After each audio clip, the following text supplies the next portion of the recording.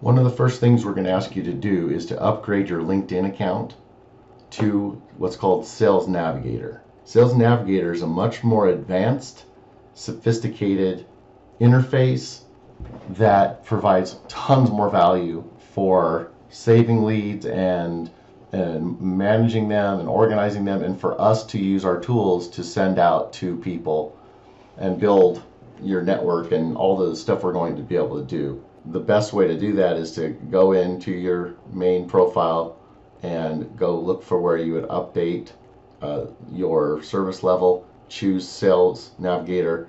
The monthly price is about $79 a month.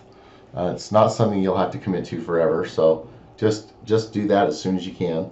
And so why Sales Navigator? Let me just show you something about what's possible. Let's say you're looking for a job in Houston. Okay. If I come in here and say, okay, I'm looking for people with the title of CEO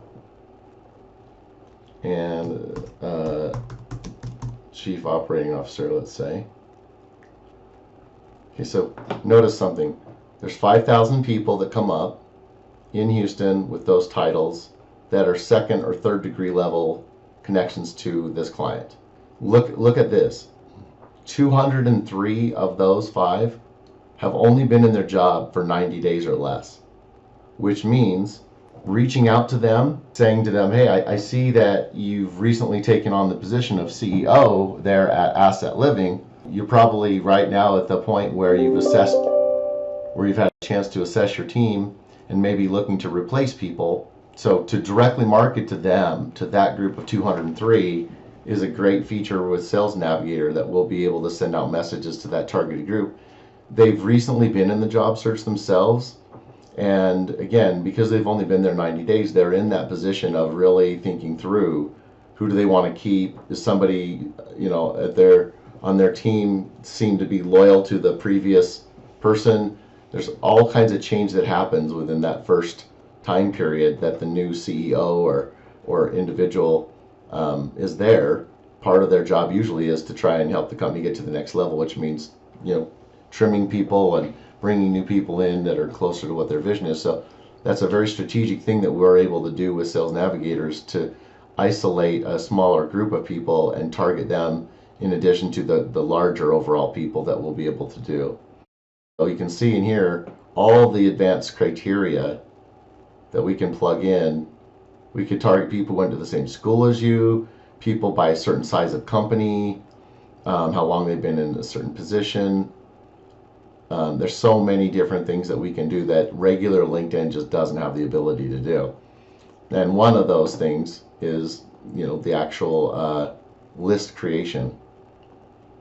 So to be able to go in here, save searches, but organize your connections into the known, unknown, brand, fans, all this.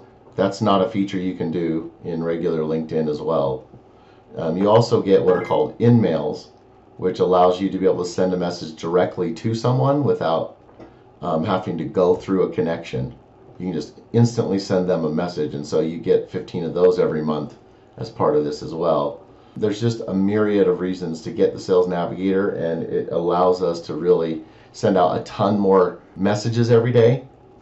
The regular LinkedIn, there's only a certain number of reach outs that you can make. This really opens up the floodgates for us to be able to reach out to multiple fronts. Here's one thing I wanted to show you, just to kind of give you an understanding of the lists we make and the quality of such. So let's say we're going to reach out to these second level or third level recruiters, and we're going to start connecting them to you. It could also be who your future boss would be, right? So we'll say we're looking in Houston, okay, and we're talking about title of recruiter. Okay, so let me show you something. So let's say industry is staffing and recruiting. Okay, there's 1.5 thousand people that are in Houston with the title of recruiter. Staffing and recruiting is their industry. Okay, and let's say that they have to have the word manufacturing, and now we'll just say manufacturing in their profile somewhere too. Okay, that gets it down to 145. Now, think about this for a second.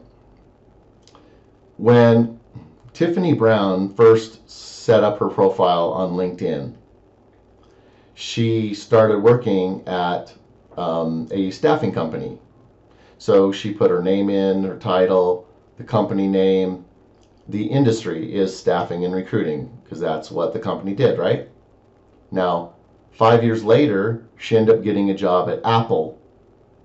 So what does she and what does everybody basically do? Well, she went in and changed her title to match up. She changes it from the staffing company to Apple. But what does she not do?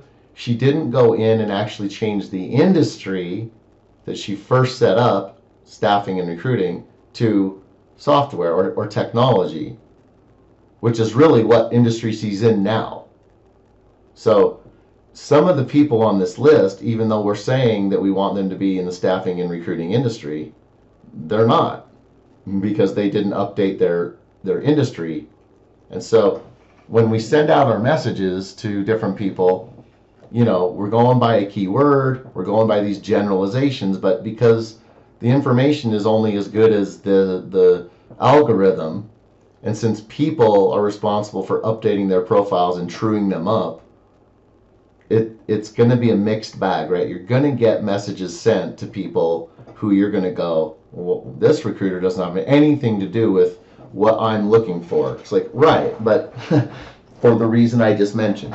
So it can only be so good, right? It can only be so accurate. So part of the process is just recognizing, like, there's no downside. It's no big deal if you're connected to Kyle, or if he responds back, well, I don't know why you're reaching out to, there's people that can be ugly and people that, like, whatever, blow them off, move on with your life. It's no big deal.